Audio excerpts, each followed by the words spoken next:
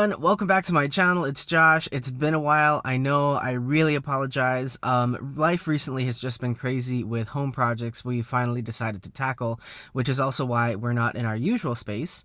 But I finally found some downtime to make a video, and so I thought I'd pop on here really quickly today and give you guys a quick update on my Seiko King Samurai and its new strap situation. So I get a ton of questions from you all about strap options for the King Samurai because, without going too far into it, I have two videos that each show a different option. In my first look video, I show it on a Crafter Blue rubber strap, and my second is all about the Strapcode Hexad Bracelet that you can get for this guy. And both of those are fine, but I just haven't really loved either one of them. And so for the past few months, I've been browsing online and photoshopping options, looking for something that might just work better for what I was looking to get out of this watch. And what I've come up with is this. And this is my King Samurai SRPE37 on the beige silicone strap from the SNJ029, or the New Arnie revival, as some of you may know it. And you guys, I can't even tell you how much I love this combination.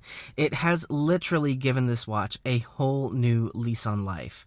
As some of you guys know, I got this watch almost a year ago in August or September of 2020, and you know, I wore it a bunch when I first got it, but after that it was just kind of like here and there, maybe once or twice a month. But with this new strap, it's been on my wrist non-stop, and it's not only so comfortable, but the beige looks so good with all the kinds of things you wear during the summer, like shorts and polos and Sperry's. And it's a dive watch, it's a sport watch, it's the kind of thing that you take to the lake. Exactly the kind of watch you wear with all of your summer activities. Now, in addition to that, as some of you may know if you have this watch or have seen it in person, the dial of the King Samurai actually has a pearlescent finish to it, meaning that despite the way that Seiko's product shots look, more often than not, it takes on a light grayish or beige tone, and you can clearly see that when I set it next to my Planet Ocean, which is actually a pure bright white. And so I just think that the beige here really complements the overall look and feel of the dial and the watch, really striking a nice middle ground between the light matte dial and the black ceramic bezel.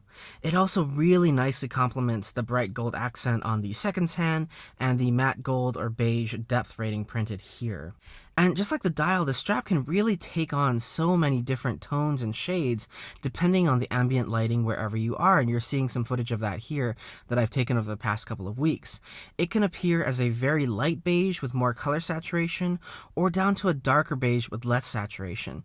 Now, in terms of material, this is a bit of a step down from the rubber that Crafter Blue uses, and as some of you know, I generally don't go for silicone, as I think it tends to feel like a cheap phone case, but I've made an exception here because not only is this like the perfect color, but because this came off the Arnie, this whole setup is OEM Seiko.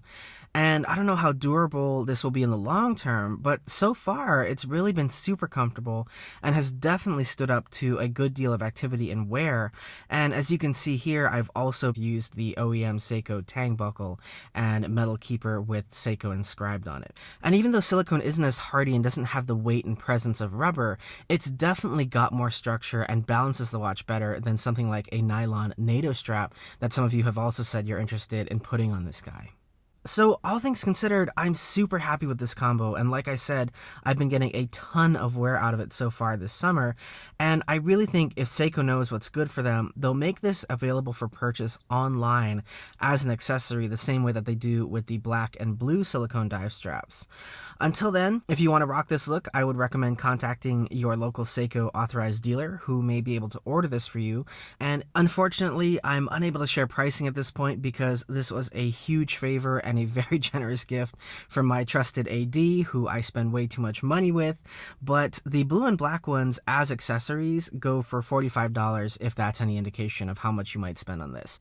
Now, with that said, I can see this one potentially being more expensive because in the hand, it does feel a good deal better than those basic black and blue straps, but I would still expect it to be under $100, and anywhere below that, I think is totally worth it because I mean, just look at this guy. It looks so good, and I would happily pay under $100 for this if I had not been given it. So take that as you will. So yeah, with that, thank you all so much for watching. Questions and comments, you know where they go. We'll talk again real soon, you guys. Hope you're all staying healthy, and take care.